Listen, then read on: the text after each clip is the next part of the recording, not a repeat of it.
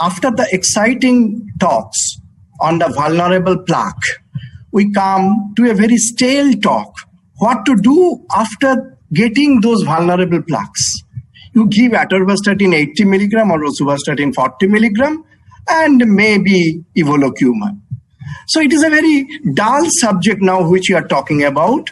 It's a very standard and historical subject, as historical as the contribution of Nelson Mandela in South African independence movement. That's the role of atorvastatin in lipidology.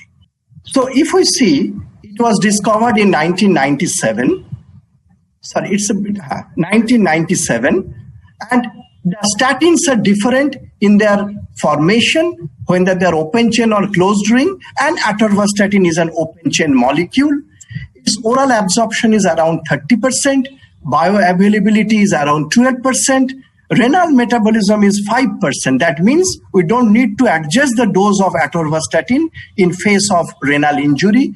But statin metabolism, atorvastatin goes through CYP3A pathway, which is implicated that it is drug dependence or drug interaction is high, particularly with amiodarone, macrolide antibiotic, cimetidine, warfarin, verapamil diltiazem, phenytoin barbiturate, losartan, and cyclosporine. And many of these drugs are cardiac drugs, which many of my atorvastatin patients are getting already. So you have to be careful. As well as the grapefruit juice. Grape and grapefruit are not same, for my own knowledge. In the Mercury trial, it has been shown that atorvastatin 20 is equivalent to rosuvastatin 10 milligram as far as LDL reduction is concerned. But unfortunately, HDL improvement is better with rosuvastatin compared to an equivalent dose of atorvastatin. It is almost half. And if we see in the STELLAR trial, you will see that atorvastatin from 10 to 40 milligram reduces LDL by around 40%, but actually triglyceride is also reduced by atorvastatin to the tune of around 25% as the dose increases. So 80 milligram atorvastatin reduces triglyceride by 25% as opposed to 20 milligram atorvastatin, which reduces triglyceride by 20%. That's why all guidelines say the first treatment of hypertriglyceridemia is adequate dose of statin before going to other molecules. Now the backup support which the atorvastatin enjoys starts from Ascot LLA, high-risk hypertensive patient without history of CHD. So their primary setting, 10 milligram atorvastatin showed 36% reduction of cardiovascular event. So all hypertensive patient with additional risk factor should receive atorvastatin at least 10 milligram. The GREASE trial showed atorvastatin reduces LDL cholesterol to below 100 as opposed to around 170 if we do not give statin, which reproduces the clinical event by reduction of total mortality by 43%, coronary mortality 47%, and all the other parameters are reduced if you see by around 50%. Differing action of statin on the CRP. We now know that CRP is important. We give colchicine to treat ischemic heart disease nowadays. And what is the role of statin in CRP? Atorvastatin 80 vis-a-vis simvastatin 40, significantly more reduction of CRP. And vis-a-vis pravastatin 40, again a significantly lower effect on CRP by p-value of less than 0.005. As opposed to other surrogate markers like carotid intima media thickness, compared to simvastatin or pravastatin, atorvastatin is far better in reducing carotid intima media thickness. And we'll see the high dose of atorvastatin, that is 40 to 80 compared to 10 or 20, actually reduces the mortality as well as MI significantly more. If we see the Alliance trial where LDL-C was reduced by high dose of atorvastatin to below 100 as opposed to around 150, we get a 17% reduction in the composite endpoint, which was significant. In the Reversal trial, compared to pravastatin, high dose atorvastatin reduces the atheroma plaque volume very, very significantly. The AVAT trial, this patient was multivessel or single vessel coronary disease, and it's a very adventurous trial which compared high dose atorvastatin with angioplasty.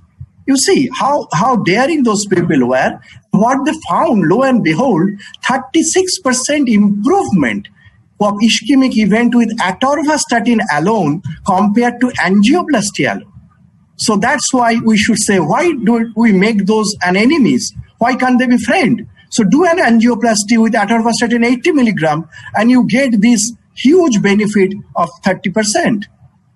Ideal trial showed about 9,000 patients with heart attack with high-dose atorvastatin versus simvastatin, and it showed that atorvastatin primary composite endpoint was rather 1%, so that is about 10% lower compared to the standard dose.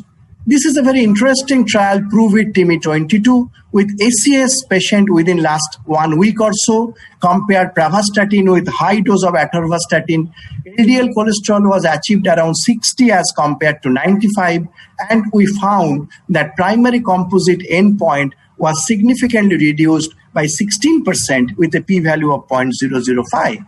Then came the TNT trial, which was stable coronary patient, not acute coronary, not post-MI, but stable coronary patient, atorvastatin 10 versus 80, about 5 years follow-up, which showed about 10,000 patients, a 22% reduction of major coronary event with high-dose atorvastatin compared to standard dose of atorvastatin of 10.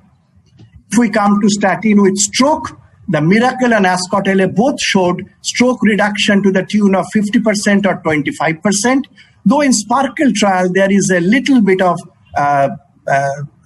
concern that statin might cause hemorrhagic stroke. In case of ischemic stroke, they can convert it to hemorrhagic stroke. But my next speaker will talk about that. But Miracle and Ascot LA used atorvastatin, and there was a 25 to 50% significant reduction of stroke. But with this high-dose statin, is there a flip side? There must be some side effect. Yes, the hepatic side effects are there. But even if 80 milligram, the percentage of patient having hepatic enzyme abnormality is less than 1%. And with 40 milligram, it is less than 0.5%. So you see, it is not really a concern, though muscle-related symptoms might be there, but there is a separate speech to talk about the statin side effects. And lastly, statin STEMI trial showed efficacy of high-dose atorvastatin loading before primary PCI in STEMI patient versus 10 milligram atorvastatin versus 80 milligram. And there was a meaningful improvement in immediate coronary flow was noted with high-intensity statin treatment before the procedure.